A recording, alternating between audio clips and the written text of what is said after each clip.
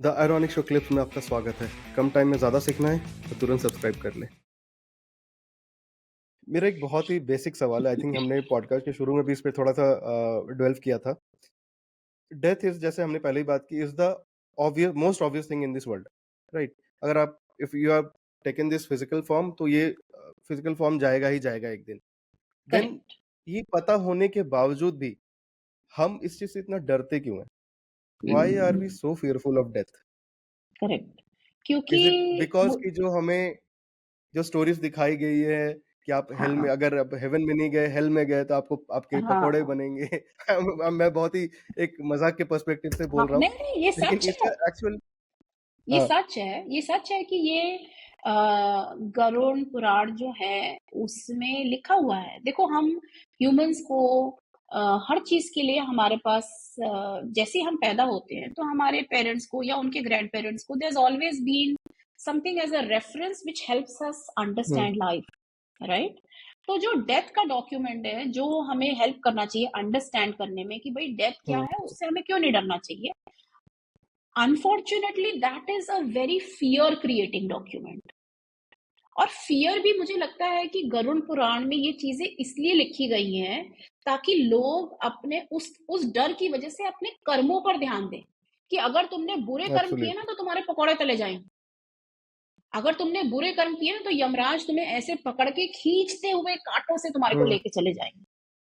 I think that was the philosophy behind putting it in this way, so that humans become more mindful hmm, of their actions and thoughts and deeds while they are in the human body. लेकिन unfortunately the way it has been passed by hmm, generations, अब वो एक reference document बन गया है कि नहीं नहीं नहीं, और अगर आप आत्मा को बुलाओगे तो ये प्रॉब्लम हो जाएगा, वो प्रॉब्लम हो जाएगा, ये सारा कुछ हो जाएगा। तो इसमें फियर की या डेथ के अराउंड जो फियर है वो इस वजह से है क्योंकि हम ये विश्वास कर रहे हैं because of whatever we have heard, और from our experts in the category, हमारे रिलीजियस पंडित्स कह लें या हमारे आपस के फैमिली मेंबर्स कह लें। हमने उनसे हमेशा यही सुना है कि डेथ के बाद बहुत तुम्हें कोड़े पड़ेंगे, तुम्हें तला जाएगा, तुम्हें खींच के लिए जाएगा। पेन दिखाते हैं कि पेन होएगा हुँ, बहुत ज्यादा। तो इंसान बाय नेचर तो पेन से, हमें तो पेन चाहिए नहीं। हमने तो राइट, सारी वैक्सीन निकाली हुई है, मेडिसिन मेडिकली इतना हम एडवांस हो गए कि पेन कम से कम होए। So therefore there is a fear around death because death is still a mystery. And as a medium रोनिक, मेरा जो काम है, मेरा काम इस चीज को ही मैं थॉट प्रोसेस के अराउंड में काम करती हूँ कि मेरा लोगों को ये समझाने का काम है कि डेथ हुँ, डरने वाली चीज नहीं है। डेथ में आप एक फैमिली को छोड़ के दूसरी फैमिली के पास जा रहे हो, it is just a transition. और आप जितना भी मेरा, अगर आप मुझे इंस्टाग्राम पे फॉलो करते हो, आप मेरा कंटेंट देखोगे, बहुत आसान है भयानक चीजें बोलना, लोगों को फियर से अपने हुँ, कंट्रोल में हुँ, रखना।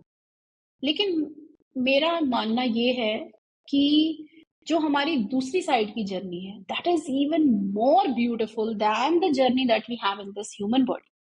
सो देयरफॉर हमें उस चीज से डरना नहीं है, हमें उसके बारे में और चीजें समझनी।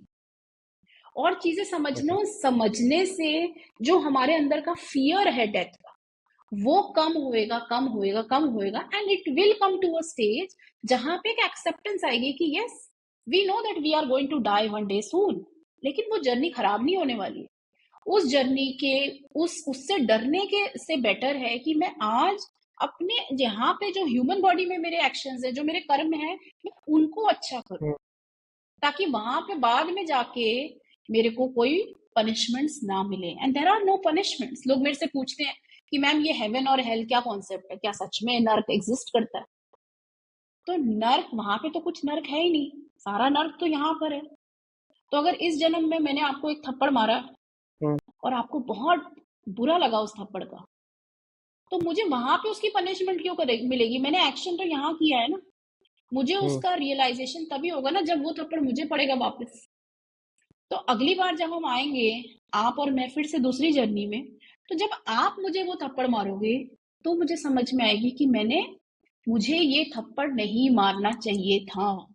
तो कर्मा क्या है? इट इज, हमने पढ़ी है ना, every action has an hmm, opposite and equal reaction. Equal तो हाँ, वो रिएक्शन लेने के लिए तो आपको ह्यूमन में ही आना पड़ेगा, क्योंकि कर्मा तो आपने ह्यूमन फॉर्म में ही क्रिएट किया। राइट। तो इसलिए फियर है, इसलिए डेथ का फियर है, बिकॉज बहुत मिथ्स हैं डेथ के अराउंड।